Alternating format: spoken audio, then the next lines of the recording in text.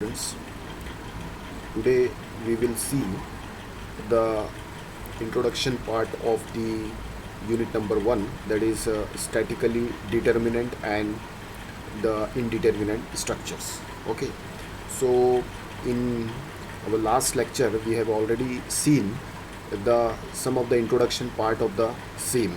Okay, so first of all, before going to the numericals based on the indeterminate structure, initially we have to understand that what is the meaning of statically determinate structure and indeterminate structures. Okay, because this theoretical part is also a part of a practical, as well as it is also asked in your practical examinations. Okay, so let us see first the statically determinate structures. Okay, so we all know that when the equation of the equilibriums, okay, what is the equation of equilibrium? Equation of equilibrium is, that is, summation of fx equal to 0, summation of fy equal to 0, okay, and summation of moment equal to 0. These equations you have already seen or already studied in the semester 2, I think, in engineering mechanics. Okay, so when these equations are sufficient to determine the forces and the stresses in the structure, we say that this structure is statically determined. Okay, so statically determined structure is also classified into two parts: external determinacy and internal determinacy. So first of all, the external determinacy, the ability to calculate all the external reactions, component, forces using only the static equilibrium. A structure which can satisfy this requirement is externally statically determined structure, and a structure for which the external reactions, component, forces cannot be calculated by using the equilibrium conditions, they are externally statically indeterminate structures. Okay, so next is internal determinacy. So whatever the ability to calculate all the external reactions, component forces and internal forces by using the static equilibrium condition, these structures satisfy the requirement internally statically determined structures, and if it is not fulfill the requirement of the above, then they can be called as statically indeterminate structures. Okay, so let us see in detail the statically indeterminate structure. So before going through this part, I would like you to tell you that your entire syllabus, okay, that is all units from unit number 1 to 6, all are depends upon the statically indeterminate structures. So you will come across the statically indeterminate structures in your structure analysis too.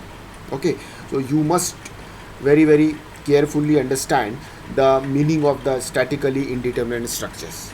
Okay, so a structure is termed as a statically indeterminate if it cannot be analyzed from the principle of static alone, that is a statically indeterminate structures. Okay, or in simple way you can say that if it is if any structure, either it may be portal frame, it may be beams, or it may be any civil engineering structures which cannot be easily calculated or analyzed by using the static conditions, means what, that is the condition of equilibriums. Okay, whatever the condition, available condition is there, if you are not going to, or if you are not able to solve the structure by using that conditions of equilibrium, then these structures may be called as the statically indeterminate structures. Okay, so again here also the statically indeterminate structures classified into two parts: external indeterminacy and internal indeterminacy.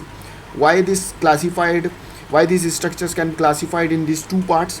Because we know that on an structure the n number of forces are active. Okay, it may be externally or it may be internally. So we all know that the whatever the external forces in the form of like UDL, like in the form of point load, okay, in the form of redundant forces, these all are the externally applied force. But what about the internal forces? Okay, so internal forces are those forces which are produced because of the effect of the external force only, but because of that external force there is a effect of stresses which may be developed in the structures.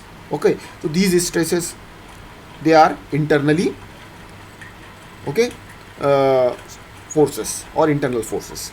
Okay, so let us see in detail the external indeterminate and internal indeterminacy. And third one is both external and internally indeterminate structure. For example, trusses, beam and continuous trusses. Okay, a beam is subjected only to the transverse loads, okay, with more than two reactions component, and it is statically indeterminate because of the equation of equilibrium are not sufficient to determine all the reaction. Suppose there is a simply supported beam, okay, and it is having an external load of point load, or suppose it is having a UDL which is acting on the simply supported beam. So you can solve this structure by using the condition of equilibrium. But suppose the beam is a continuous beam, okay, more than two support is there. So if more than two support is there, then you cannot solve this beam simply by using the condition of equilibriums. Okay, so you have to apply certain methods, okay, you have to apply certain principles to solve these particular structures. Okay, so these structures are called as indeterminate structures. Then externally indeterminate structure. A structure is usually externally indeterminate or redundant if the reaction at the support cannot be determined by using the three equation of equilibrium. Okay, that is, in a case of a beam subjected to vertical loads only, the two reactions can be determined by the condition of equilibrium. Okay, now internally indeterminate structure, the best example for the internally indeterminate structure is a truss member. Okay, truss is the best example of internally indeterminate structure. So let us see how the truss can be classified in this category. A truss is a statically determinate, okay, but internally, if the total number of members m is equal to 2j minus 3, this is a universal equation to calculate the indeterminacy of the truss, where is m is defined as a number of member connected, j is the number of joint in the truss, okay, and this is the universal equation by which you can easily calculate the indeterminacy in the truss. So this equation you must know that m is equal to 2j minus 3. So where j is the number of joint, a truss is having more than 2j minus 3 member is statically indeterminate structure or redundant. Okay, a degree of indeterminacy or the redundancy being equal to the number of extra members. Okay, so when we solve the numerical based on this truss geometry in unit number 3, we will see this equation, the application of this equation in detail. Okay, now the next part is a redundancy, okay, and the degree of indeterminacy. So indeterminate structure effectively have a more than unknown than can be solved using the three equation of equilibrium, okay, or six condition of equilibriums in 3D plane. Okay, so first of all I would like to tell you that what is the meaning of 3D. Okay, so as we know that the structure may be categorized into two parts. Okay, so first of all, the structure which is having the two dimensions only, they are called as a two-dimensional 2D structure, and the structure which is having more than two dimension, they are classified in the category of 3D. Okay, so the best example of 2D structure is beams, portal frames. These all are the examples of the 2D structure. So what about the 3D structure? So the member that is in space structures, okay, they are called as a 3D structure. For example, in truss geometry, if you see the transmission tower, electric transmission tower, they are the space structure, because in that transmission tower the dimension of the structure lies in all three axes, that is along x-axis, along y-axis and along z-axis. So these structures are classified as 3D structures, whereas beam, portal frames, they are classified as 2D structure because only two dimension is applicable, horizontal and vertical. Okay, now the extra unknowns are called as a redundant.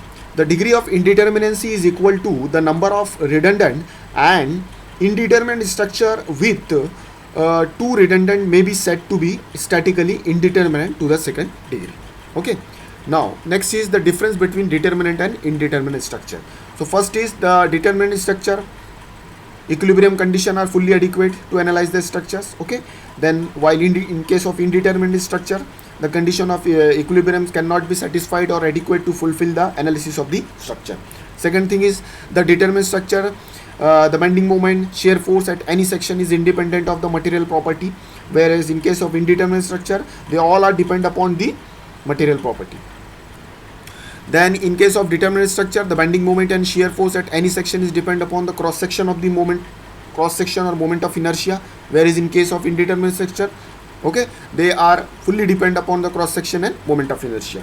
In case of determinate structure, temperature variation do not causes the stresses, but in case of indeterminate structure, the temperature is also a very big issue. Okay. Then in case of determinate structure, no stresses are caused due to lack of fit. Okay, lack of fit. What is the meaning of lack of fit? Lack of fit means, suppose we are analyzing the truss geometry. Okay, so sometime it is observed that the member which is used, okay, for the erection of the truss, okay, they may be too short or they may be too long because of the fabrication error. So this deficiency is called as a lack of fit in case of a truss member. Now, while in case of indeterminate structure, the stresses caused due to lack of fit. Now, in determinate structure, the extra conditions like compatibility, displacement are not required to analyze the structure, whereas in case of indeterminate structures, all the conditions like extra compatibility of displacements and analysis of the structure along the equilibrium conditions, all we have to know. Now, the most important part is method of analysis of indeterminate structure. So, if you see that there are n number of methods available, okay, based on that we can easily solve the indeterminate structure. The first is member flexibility method, second is direct stiffness method, third is member stiffness relation, system stiffness relation, moment distribution method, principle of superposition, compatibility equation, force displacement relation, slope deflection method, force method and integration method. Okay, so out of these 11 methods, we will come across member stiffness, member flexibility, then this slope deflection method, okay, and this compatibility method in your essay 1. Whereas in case of in next semester, that is in semester number 5, you will having structural analysis 2. So in that you will going to study the moment distribution method, system stiffness relation and direct stiffness methods. So all these methods are distributed into two parts. Okay, first is the first half or first part. So some of the methods are applicable in essay 1 and some of the methods are in essay 2. Now this is the example of statically indeterminate structures. So if you see the screen, there is a continuous beam is there. Okay, so V1, VA, VB and VC are the reactions is there, and HA is the horizontal reactions is there. Okay, so by using the condition of equilibrium, we cannot easily solve the reactions component and horizontal reaction component. Okay, we need to apply some method to solve or to calculate this unknown reactions. Okay, so therefore these beams can be classified or comes under the category of statically indeterminate structures. Okay, then this is the example of simply supported beam. Okay, although it is a simply supported beam, but it is a roller support. Okay, so because of that roller support, one vertical and horizontal reactions will come, okay, and which cannot be solved by using the condition of equilibrium. Here also the cantilever beam is there, okay, and here also the overhang beam is there. Okay, so all these are the example of the statically indeterminate structures. Okay, now some more examples, like this is a continuous beam, two roller support is there, one hinge support is there. Okay, so you have to, for analyze this structure or to calculate the unknown reaction, you must apply the method, okay, to calculate the unknown reactions of this indeterminate structure. The second one is this is also a continuous beam which is having an internal hinges there. So because of hinge support, there is a moment will be formed, so which cannot be solved by using the condition of equilibrium. Here also the internal roller is there. This is a cable like structure is there. This is a hinge like structure is there. So these all are the example of indeterminate structures. Okay, so in case of indeterminate structure, you have to analyze or you have to identify the structure first. Okay, you can not easily or you cannot directly judge the structure by seeing that okay, it is a indeterminate structure. Okay, you have to apply certain equations and conditions, and you have to see that whether the structure is indeterminate or determinate structures. Okay, now if you take the example of the trusses, okay, so here n is equal to 1. So here what we have to do, you have to apply the equation m is equal to 2j minus 3, m equal to 2j minus 3. If number of member is equal to number of joint is not satisfied, then the structure, or this is a truss geometry, or it can be defined as an indeterminate structure. So this is example of externally indeterminate structures. Okay, so m is equal to 2j minus 3 you have to apply. So here the number of member connected is 1 2, okay, 3 4 5 6 7 8 9 10 11 12 13. Member of member is 13 and number of joint is 1 2 3 4 5 6 7 8. 8 joint is there. Okay, so you have to put this value in your equation and you have to get the answer. Okay, if number of member equal to number of joint, then the condition is okay, that is statically determinate structure. If it is not equal, then it is a indeterminate structures. This is also example of a portal frame. Okay, it is having a vertical reactions, VA VB is there, and at one horizontal reaction is also acting. So because of that, okay, if you resolve, or sorry, if you draw the free body diagram for this fixed support, so 3 component will be formed, one vertical, one horizontal, and one is moment component. Now the detail part and the derivations of the 3 moment theorem we will start in our next lecture. Okay, so thank you very much for your kind attentions. Thank you.